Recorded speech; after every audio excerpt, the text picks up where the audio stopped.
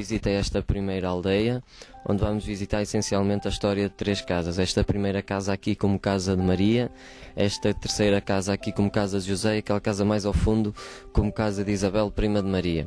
Então nesta primeira casa encontramos-nos com o aparecimento de um anjo a Maria, no qual lhe traz a notícia vinda do Senhor de que Maria teria achado graça diante de Deus e que então seria escolhida para trazer no seu ventre o menino Jesus, ou seja, Maria iria ficar grávida por obra e graça do Espírito Santo. Maria mostrou-se um pouco assustada e inquieta com esta mensagem trazida pelo anjo, mas mesmo assim mostrou-se também inteiramente disponível para ser a serva do Senhor. Quem não gostou muito dessa ideia foi seu esposo José, que enquanto começou por não acreditar na história que Maria lhe tivera contado, e então decide rejeitar Maria e repudiá-la secretamente. Quando José tem esta decisão, eis que também lhe aparece então um anjo, dizendo-lhe que tudo o que Maria lhe tivera contado é realmente verdade e que realmente Maria iria ficar grávida por obra e graça do Espírito Santo. Então José, depois de ouvir esta explicação vinda do anjo, faz tal como este lhe ordenara e volta a aceitar Maria como sua esposa. Maria então, como não tinha muita experiência nesta sua nova fase de vida, com uma gravidez, dirigiu-se para a casa de sua prima Isabel, que também se encontrava grávida. Uma gravidez um pouco sobressaltada, pois Isabel ficou grávida já na sua velhice e após o 6º mês de se dizer estéril. Quem também ficou um pouco assustado com esta gravidez foi seu esposo Zacarias, que ficou mudo e só voltou a falar após o nascimento do seu filho para lhe dar o nome de João. Em seguida vamos visitar este pequeno castelo do imperador César Augusto, imperador este que depois de todo este movimento que se passou na aldeia, ordenou para que todo o povo do reino se dirigisse à sua terra natal para aí se registarem, para aí se recensearem.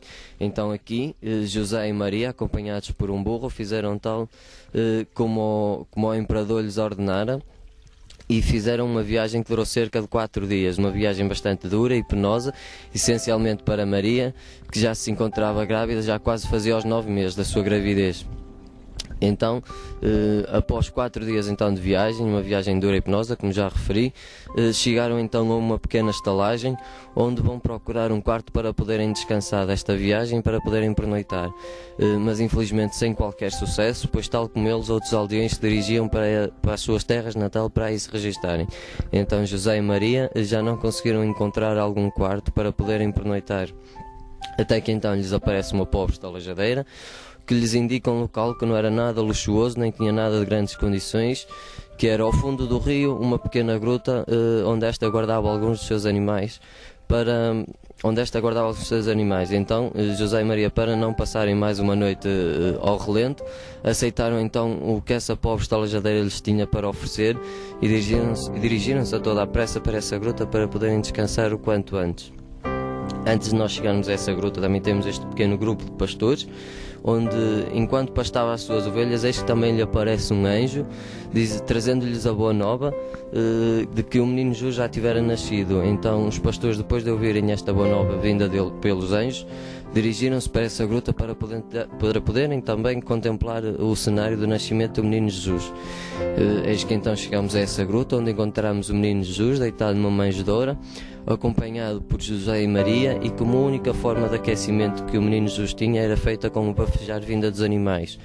Depois da visita dos pastores, estes, conforme regressavam para as suas terras, foram avisando outros aldeões, outras pessoas com quem se cruzavam, de que o menino Jesus já tivera nascido. Então essas mesmas pessoas quiseram prestar a sua homenagem e dirigiram-se então também para essa gruta para poderem visitar o menino, fazendo festa pelo caminho e levando-lhes algumas ofrendas.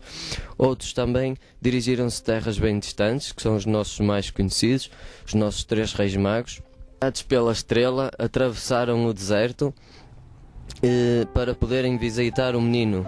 Levaram-lhe também algumas ofrendas, símbolos de realeza e de pureza, como é o caso do incenso, do ouro e da mirra. E então os 3 reis magos, Gaspar, Belchior e Baltazar, após visitarem o menino e lhe deixarem as suas ofrendas, também se dirigiram para as suas terras por outros caminhos.